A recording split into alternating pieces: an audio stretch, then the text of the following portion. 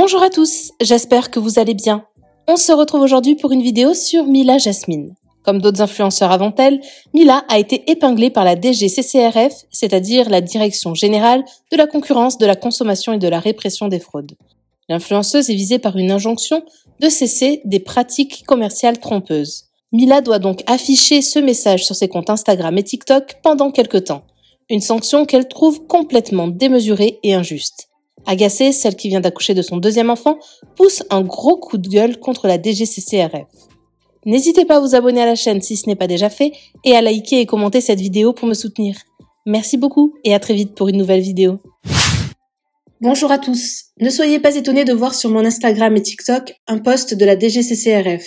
Je suis dans l'obligation de poster cela sur mes réseaux car il m'est arrivé de ne pas mentionner, par oubli ou de manière pas assez lisible, qu'il s'agissait d'une collaboration. C'est-à-dire qu'on me sanctionne également si c'est écrit trop petit ou pas assez lisiblement. Être associé à des pratiques trompeuses alors qu'on parle d'un oubli de mentionner qu'il s'agit d'une collaboration ou pas, écrit pas assez lisiblement, je trouve cela complètement démesuré comme sanction. Injuste même, compte tenu des accusations.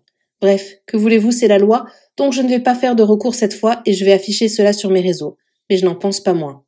Alors, je vous avais dit que j'allais prendre la parole concernant la sanction que j'ai reçue dans l'obligation, entre guillemets, de poster sur mes réseaux sociaux. Moi, je trouve que cette sanction, elle est démesurée compte tenu des faits qui me sont reprochés. J'ai encore le droit de m'exprimer et de dire ce que je pense.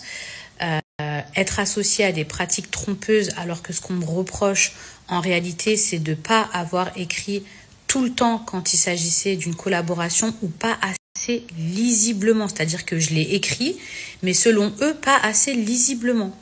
Je trouve que ça ne mérite pas d'être affiché de la sorte, de devoir placarder sur mes réseaux sociaux et être associé à des pratiques trompeuses. On parle d'avoir oublié d'écrire quand il s'agissait d'une collaboration ou pas. Si vous suivez un petit peu mes réseaux sociaux, à chaque fois que je fais une collaboration, je l'écris tout le temps. Je ne fais pas partie de ces gens qui ne mentionnent jamais quand c'est une collab. Au contraire, je l'écris tout le temps. Donc, s'il a pu m'arriver de ne pas l'écrire, c'est vraiment un oubli de ma part. Ça n'a jamais été volontaire. Et je peux entendre que du coup, on met une sanction à quelqu'un qui a pu oublier d'écrire quand il s'agissait d'une publicité.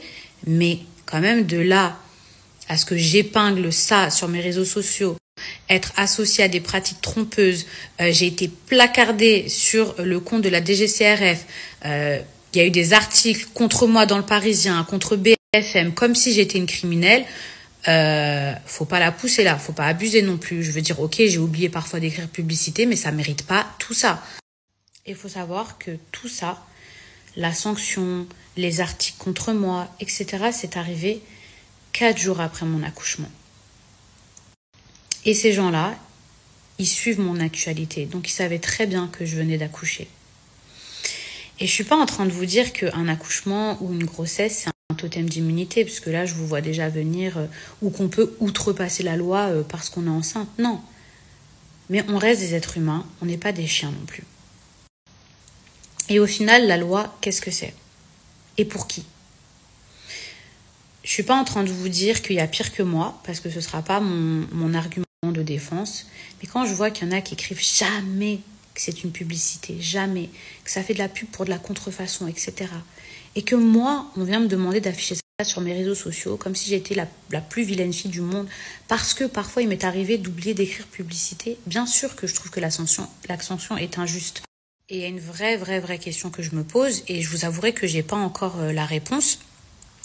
Mais je vais me renseigner auprès de mes avocats parce que c'est hyper important et c'est une question qui mérite d'être soulevée. C'est que pourquoi je suis soumise aux lois françaises alors que je vis à Dubaï depuis 2021, que j'ai ma société ici, etc. en rapport avec les placements de produits. Donc finalement, je reçois des sanctions alors que je vis même plus dans le pays. Donc voilà. En tout cas, j'avais besoin de réagir là-dessus et j'avais besoin de clarifier certaines choses. Merci à toi d'avoir regardé la vidéo jusqu'au bout. N'hésite pas à commenter cet emoji si tu es arrivé jusque-là. Ça me permettra de voir ceux qui sont restés jusqu'à la fin. Encore une fois, merci beaucoup et je vous dis à très vite pour une nouvelle vidéo.